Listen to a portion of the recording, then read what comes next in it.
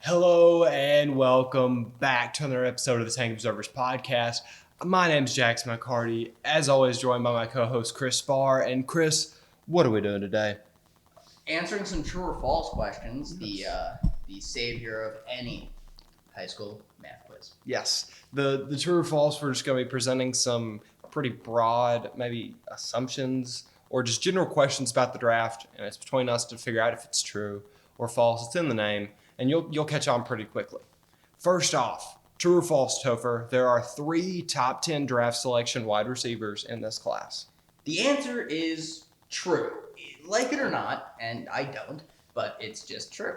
Ja'Marr Chase, Devonta Smith, and Jalen Waddle will more than likely be gone before pick 11.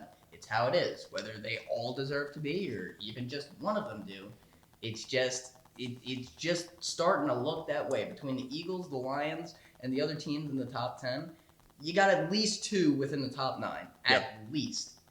And I wouldn't rule out other teams. Say Ja'Marr Chase goes off earlier than we expected. Say there's been a lot of swapping between Penei Sewell and Ja'Marr Chase when it comes to the Bengals and the Dolphins. They say whoever takes one is going to take the other. Yeah. And then you have the Eagles, Devonta Smith, and then Jalen Waddle is more than likely to go to the Lions. It's just looking that way through my mock drafts and the mock drafts of all the other analysts. I'm personally, I think it's false because I think it should be Chase on the outside looking in. I think it will be Waddle probably at 11 to the Giants, but you're talking about, yes, Miami has potential, but I prefer Sewell to Miami and then Slater to Cincy, which that's a name you'll get to hear a little bit later on. But I don't like the value of receivers in the top 10. And I think NFL teams are aware that this class is extremely deep. You know, we were hearing about CeeDee Lamb and Jerry Jeudy and Henry Ruggs all this time last year being like potential top 7 guys. I don't think that'll stick. I would still rather have Jerry Jeudy as a prospect over all of these guys. Yes, of course. Jerry Jeudy would be the number one.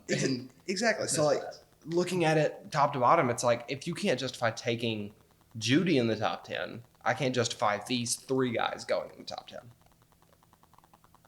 That's fair. I mean, I can't argue with it, but my thoughts have been debriefed. That's understandable. I can definitely see it happening. I just don't think it'll come to fruition, especially with trades. No, I really don't. You just don't like it. I don't. Chase shouldn't be a top 10 guy to me right now. He should be a top 5 guy, but he is. So I just don't fully understand it. He came in at like 13th or 12th on my most recent big board, which isn't bad for a receiver by any means, but not a top 10 guy. Regardless, that's the first true or false. Next up, Topher, true or false? There are 10 or more teams that will be interested in drafting a quarterback in the first round this year. You know, you never like going back-to-back truths, but I'm doing it. I am saying true. I think that there are definitely 10 or more teams that are at least interested. Not saying that they will. There aren't even 10 quarterbacks worth taking in the first round. There are barely 3. But I'm saying true here, and it's just because teams are getting more and more impatient. They want instant gratification from the quarterback spot. That's why trades have been happening, and that's why trade talks have been so rampant. When you look at Deshaun Watson, you look at Goff and the Stafford swap. The weirdest trade, trade I've seen since I've started watching football. Fortunately, I wasn't around for the Herschel Walker trade or the Ricky Williams disaster. The Ricky Williams trade is just so that got Ditka fired. He said, I don't feel like drafting this year. I'm going to head out. I don't want to draft. Just give me a Ricky. That's all I want. Sent away his entire draft capital. Traded the farm for Ricky Williams, who we can get into that another day. But I definitely think there's 10 teams that are interested. When you have Zach Wilson, you have Justin Fields, you have Trevor Lawrence, why wouldn't teams be interested in taking quarterbacks? And then you have the later round guys, but in the first round, yes, absolutely. There's definitely, if it was today, if the draft was today, I would say yes, there are more than 10 teams. But when you're looking around, you mentioned it with Watson on the block, you mentioned with Stafford moving, you've still got Garoppolo potentially leaving, you've still got Wentz to be dealt, Winston, Watson, and maybe even Gardner Minshew, who I think is a starter in the Got NFL. a really weird name. It's Derek Carr. There you go. I have Mariota on here. I don't think Derek Carr's getting traded. I think Mariota. I mean, is. he shouldn't, but Yeah. Gruden and Chucky over there is terrifying. Send him to Washington. We'd love to have him. Regardless, with so many names still in play, I think at least 3 or 4 out of the 13 teams that I counted before this started will be played out, and it will hit the under on that. You're looking more like Jacksonville's not going anywhere. No. The Jets are going to most likely still be on that list. Atlanta is pretty, because they're not trading Matt Ryan. They're not getting a new guy unless they trade for like Darnold. Yeah, that'd be weird. Carolina, Actually, I don't think I would love to see Darnold in an Atlanta Falcons uniform. to back up Matty Ice for a year or two. Back up Matty Ice or even swap. Yeah. That'd be interesting. You We could can't talk really about you can't really get rid of his contract right now is the issue. Matt Ryan, there's too much dead cash George tied into it. Fant. What about George Fant? You can help with the swap on a contract. It's dead money. It's stuff that you can't even get back. It's Oh my god, that's yeah. right. Didn't he get like 150 million Yes. guaranteed? Yeah, it's so tied into like, no, you're paying this Atlanta. Like there's almost no reason to trade Matt Ryan right now for them. That's what happened with Gurley. Yeah, exactly. I still don't think the Rams have paid him. Probably not, honestly. But yeah, no, there's so many guys that will likely be on the move that I'm going to say that we hit the under. True or false, Topher, Farley, Surtain, and J.C. Horn are the only worthwhile cornerbacks in this year's draft. I wish we jumbled them up more because this is that part of the quiz when you're like, there's no way there's that many trues in a row. You're I'm getting gonna worried. fail. Yeah, that's Yeah. when you get worried. You're like, do I just answer false because I have to? But I'm going true again. Just because. Not just because. Gut feeling. I've been very outspoken about Asante Jr. and how much I like him, and I also like I like Campbell too. Mhm. And frankly, Stokes, while out of the Georgia duo, he's my second. I think he's at least talented enough to certainly be a day 2 guy, maybe late second, early third. Okay. It's just when he gets into those conversations, when I see drafts where I see him in the first round, I'm like, what are you getting gross? No. Buffalo. No. He's usually the Buffalo pick. Yeah, go to Buffalo in the second round. Yeah. That's reasonable. Makes sense. But when it comes to the first round, I really think that these are the 3 guys that you need to be talking about. I think it's almost a lock that they end up in the third round. Okay. And we even said that J.C. Horn's the luckiest guy in the draft because with these 2 phenoms ahead of him, and he is as talented as he is, there's no reason he can't become the number 1 corner on a team like San Francisco. That's a competitor right now. Yeah, I think that those 3 are for sure locks. Yes. I don't think that they get into the 20s, any of them. I think Arizona is about the latest Horn will go. Realistically, because Him next to Byron Murphy. yeah, but like Denver almost has to take one, especially since they're committed to Drew Lock. I agree, and AJ Boye is free agent. Yeah, Dallas almost has to take one, and then Well, yeah, they're just bad. San Francisco's in play, Arizona's in play, New England is definitely not in play. I don't even know why I thought about them. Yeah, they have way too much money tied Yeah. up in corners right now, and I don't see J.C. Jackson not getting a contract. So, but though there's a lot of potential for those guys to go before 16. I would like to make the argument that Tyson Campbell is a worthwhile NFL first rounder. Go ahead. Okay. Make your argument. Stake your claim. It's been a very consistent statement on this podcast that we prefer Campbell over Stokes from Georgia. Yes. It's just part of it, and that's because Campbell is so explosive. He's got the perfect frame for NFL corners. It's exactly what you want. He has so much burst. He's relatively inexperienced, a lot of potential. You can tell that there's so much left of his game to be discovered. And he has that DeAndre Baker appeal of whenever DeAndre was coming into the league. And of course that didn't work out, but teams like to go back to the barrel with that kind of stuff. So overall, I think Tyson Campbell is a legitimate first round corner, but would be on just the very, very end of the iceberg. I can't argue too much with what you said because you're not wrong. Tyson Campbell's a very good corner. But when it comes to worthwhile, I don't think he's worth the first round capital you'd be spending on him. That being said, I don't think he makes it past 42. Okay. going outside of the top 10 of the second round. I don't think that'll happen, and I do think that he's worth taking that early in the second. I don't see him getting that first round value unless it's really going to be at the edge. Yeah, I really like the idea of Buffalo, maybe even New Orleans. That's fair. Green Bay. And update, DeAndre Baker is a member of the Kansas City Chiefs. I don't know when that happened, but it certainly did. When the Giants cut him for that whole poker game gun scandal ordeal that went on. Yes, it's just I thought he was on the Seahawks. No, he said he was a free agent. No, that's Quentin Dunbar, Uh, the guy who helped him. Or I really don't know the full strength of that story, but I thought he was out of the NFL. who, Quentin Dunbar? Both of them. Oh yeah, no, Quentin Dunbar is still a Seahawk, and then DeAndre Baker, I think he was just like on the practice squad for the Kansas City Chiefs. I missed out on a Super Bowl. Yeah, he might have got a ring. Who knows? Regardless, next one up, we've got true or false. There is a first round defensive tackle in this class. We really should have mixed these up. It's true again. True. I've been true 4 times. Still haven't gone false. Let's just get into it. Yeah. Okay, so in my most recent mock draft, Mhm.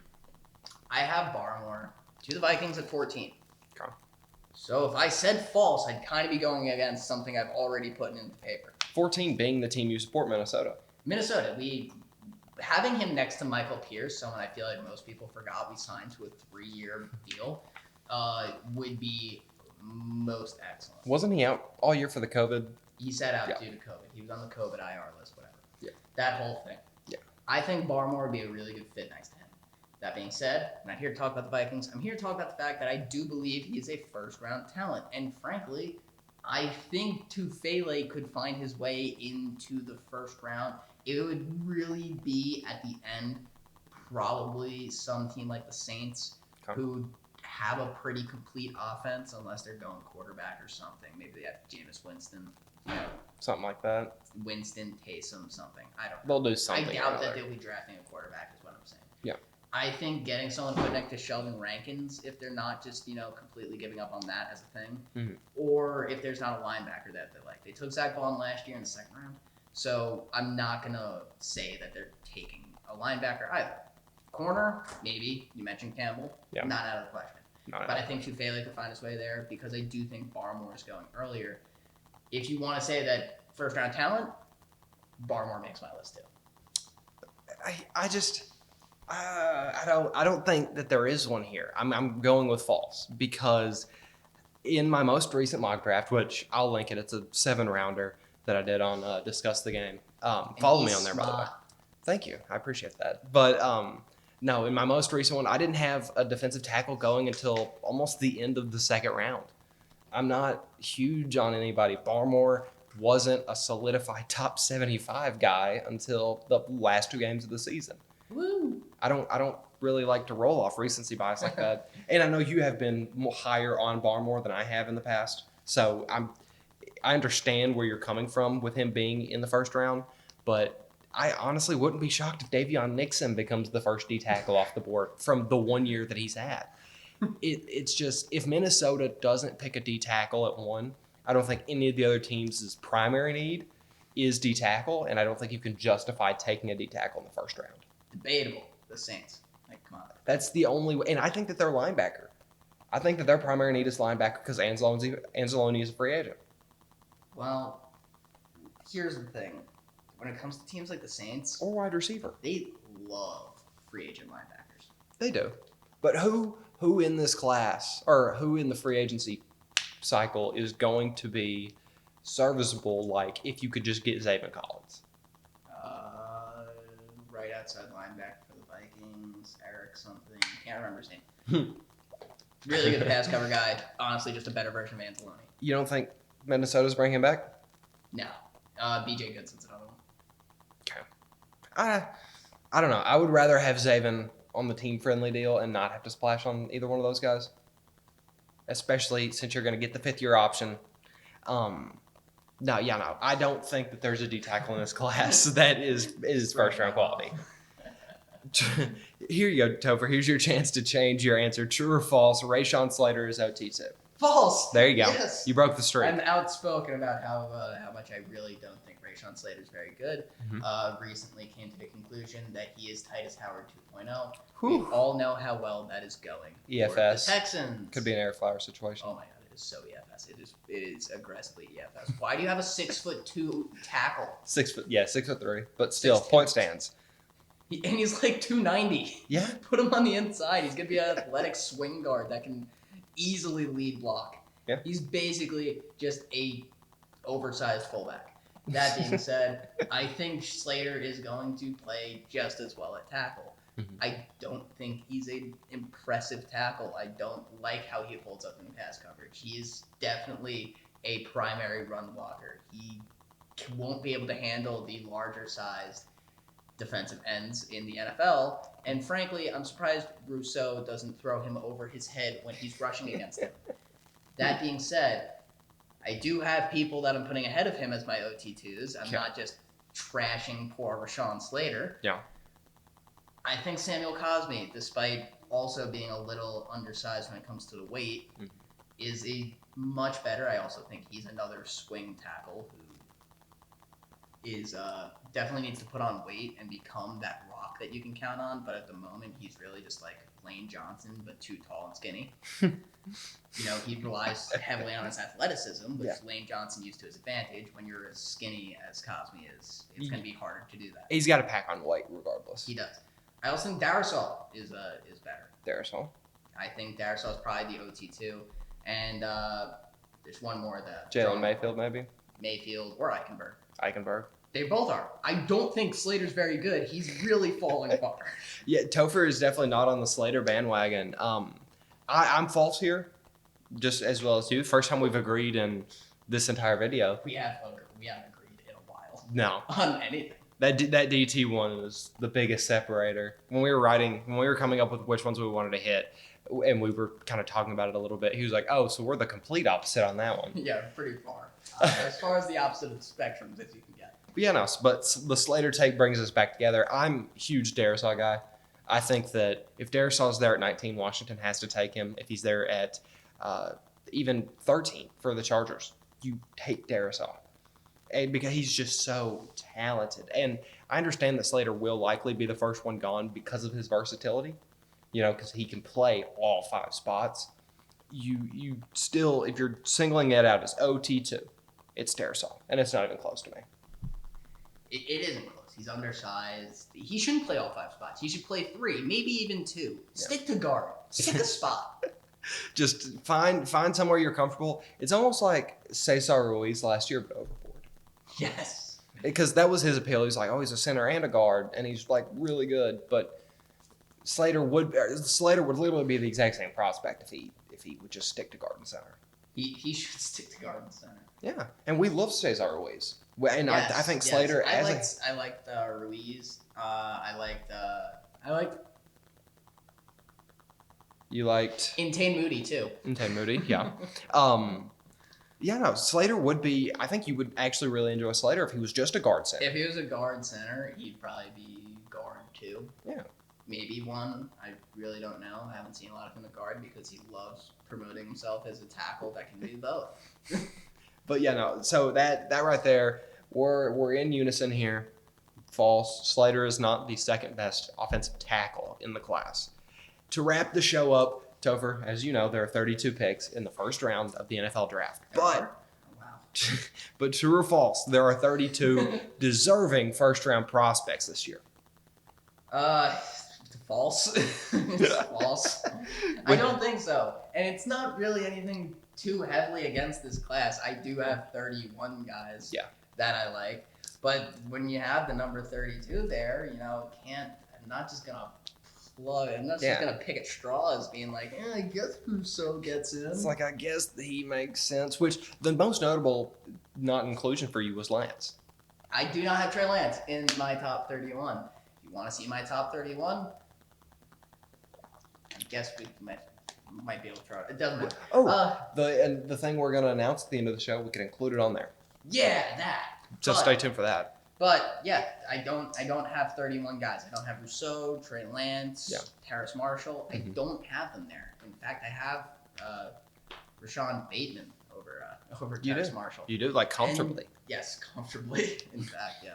And I'm not just gonna be like, I guess Rousseau can make it. He is a high DN prospect. No, frankly, I think one of the only edges I have is Jalen Phillips. Probably. I might be picky, and I love trashing on prospects. It's one of my favorite things to do. It's probably the only reason I'm on the show.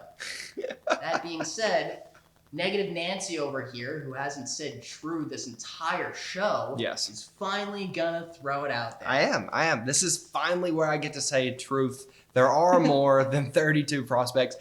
We made a little big board, and I came up with 35 guys. And we had like, you had 2 or 3 guys that I didn't agree with, and I had whatever the remainder is like there. 6 or 7. Yeah, it was fairly diversive. Some of the guys that I didn't expect both of us to have. I didn't expect you to have Chaz Surratt. I truly enjoy watching Chaz Surratt play football. I didn't expect you to have Creed Humphrey.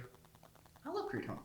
Yeah, but at this point in the cycle, I did not expect you to have him. Oh. And then you don't have Najee. Mm-mm. That was a weird one for me. No. Regardless, I barely had Etienne. Then Yeah. again, I don't really like running backs. And Yeah. frankly, there are very few running backs that I like to watch. I have a very specific style of runner. I would, if Benjamin was coming out this year, I'd have him in my top 30. Yeah. 32. I really enjoy, Benjamin football. Such a strange person to be really into. But no, some of my bubble guys, like I mentioned, Humphrey, Chaz, and Liam Eichenberg, I have him on the bubble and pushing that right. Those are the 3 guys where it's like, takes me from 32 to 35. Gotcha. So there's just that little bit of leeway. I have Rousseau in, which feels all kinds of weird to listen to or to remember how I thought of Rousseau at the beginning. When we were first doing scouting reports on some of the guys in the class, I compared Rousseau to Sean Oakman because they have a very similar trajectory. And You're not wrong. I mean, they do the same thing. They just run 3. And so Rousseau is a first rounder for me right now, as weird as it is, because that potential is so promising.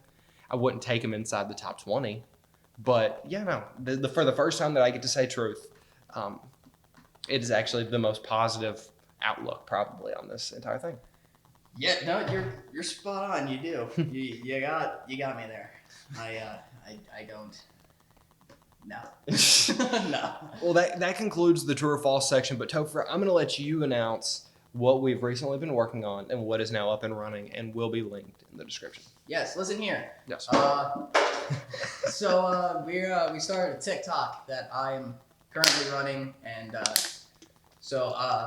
tune into that. Go on TikTok, look up Tank Observers. Yeah. It's us sitting on this couch. It's us more or less cutting this video and posting it to TikTok, and also I'll be yelling and stuff. If I say it won't just be that, we'll be producing some content exclusively for the TikTok. That'll be fun to start doing here recently. But yeah, no, easy enough. Go check it out. As always, I'm Jackson McCarty. And I'm Chris Barr. TikTok. I'll see you guys next time. Please show me